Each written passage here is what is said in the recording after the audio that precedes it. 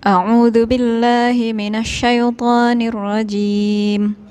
Fa in a'radu faqul anzartukum sa'iqatan misla sa'iqati 'adin wa samud. Jika mereka berpaling, maka katakanlah, aku telah memperingatkan kamu dengan petir, seperti petir yang menimpa kaum Ad dan kaum Samud. Di Al-Quran telah disebutkan salah satu contoh listrik statis dalam kehidupan sehari-hari. Assalamualaikum warahmatullahi wabarakatuh. Apa kabar Ananda semua? Semoga selalu dalam keadaan sehat dan tetap semangat. Kita lanjut pelajaran kita hari ini, yaitu kuat medan listrik. Di sini diterangkan benda bermuatan listrik Q ketika didekatkan benda uji bermuatan Q berjarak R. Kalau misalkan kita lihat gambar seperti ini ya, ada dua buah muatan. Ini yang kecil kita sebutkan benda uji, dan yang besar kita sebutkan benda bermuatan Q. Nah, di sini jaraknya dinamakan R. Dan arah medan listrik itu ke kanan. Kenapa ke kanan? Karena di sini benda ujinya bernilai positif dan benda bermuatan Q juga bernilai positif, sehingga interaksi yang terjadi tolak-menolak. Itulah kenapa arah kuat medan listrik itu ke kanan. Ini kita perhatikan rumusnya, E sama dengan F per Q. Karena F ini adalah gaya listrik. Gaya listrik kita sudah belajar ya, dan ini rumusnya. K dikali Q1 Q2 per R kuadrat. Jadi F ini kita ganti dengan rumus ini. Kemudian Q yang di atas ini kita tulis kembali. Karena di atas ada Q, di bawah juga, ini bisa kita coret. Jadi sisa rumusnya itu E sama dengan K dikali Q per R kuadrat. Ini rumus untuk medan listrik. Nah, ini keterangannya. E sama dengan medan listrik dengan satuan Newton per kolom. Q itu muatan sumber, satuannya kolom. Q kecil di sini muatan uji, satuannya kolom juga. R ini jarak dari benda, satuannya meter. Dan F itu gaya listrik dengan satuan Newton. Kita lanjut ke potensial listrik. Energi potensial listrik adalah besarnya energi yang dibutuhkan untuk memindahkan sebuah benda bermuatan sejauh R di daerah yang dipengaruhi kuat medan listrik tanpa menimbulkan percepatan. Pada kelas 8, materi usaha dan energi, W itu sama dengan F dikali S. Dan sekarang, pada materi potensial listrik, kita menggunakan R. Nah, sebenarnya ini sama saja, S ataupun R. Ini sama-sama jarak. Satuannya juga sama-sama meter.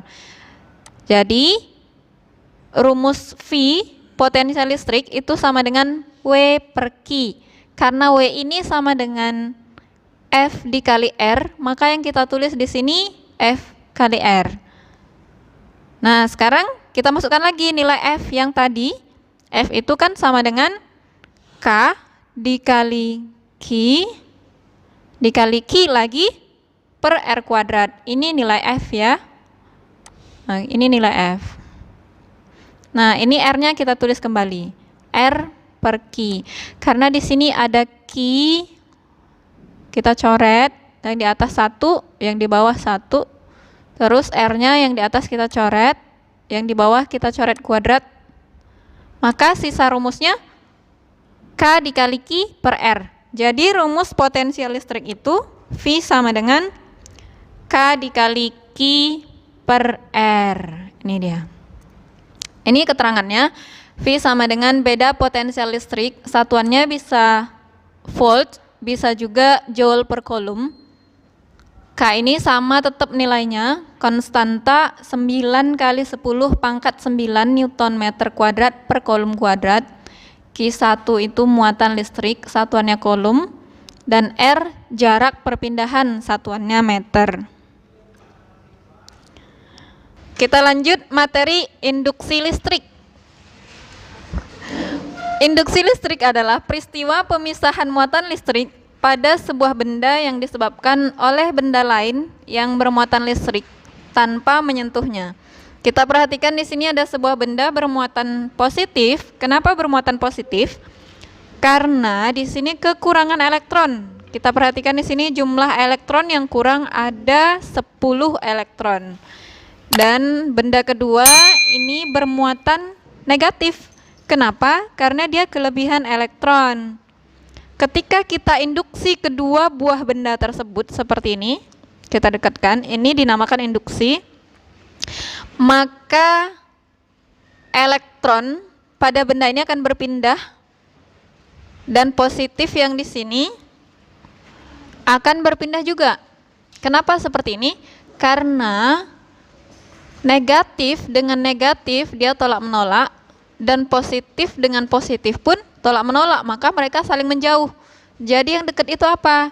Di sini proton dan elektron yang mendekat.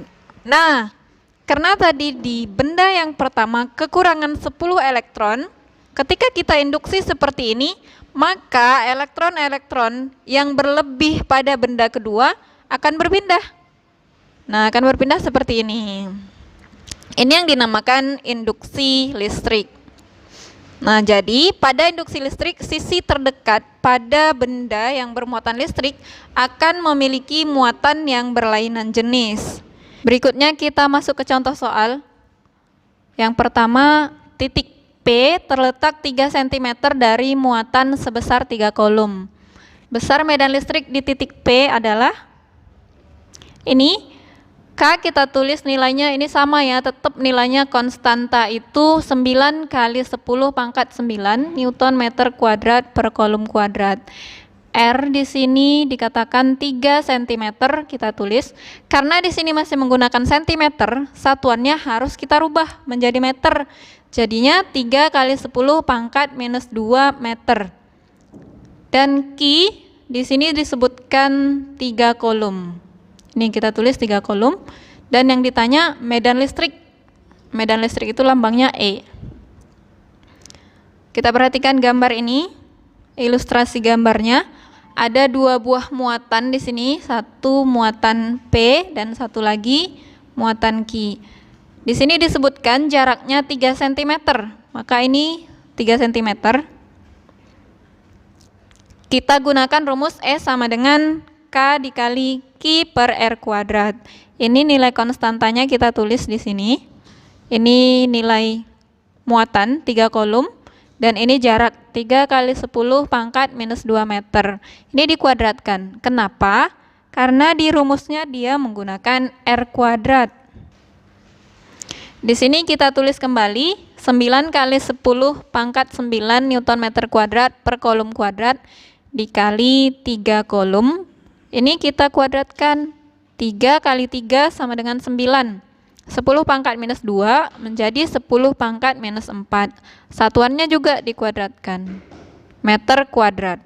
Karena di sini ada kolom, di sini juga, jadi bisa kita coret. Kemudian kita kalikan 9 dikali 3 sama dengan 27 kali 10 pangkat 9 Newton meter kuadrat per kolom. Dibagi 9 kali 10 pangkat minus 4 meter kuadrat. Jadi 27 dibagi 9 sama dengan 3. Ini pangkatnya 9, yang di bawah pangkatnya minus 4. Ingat ya, ketika bilangan berpangkat dibagikan, maka pangkatnya dikurangkan.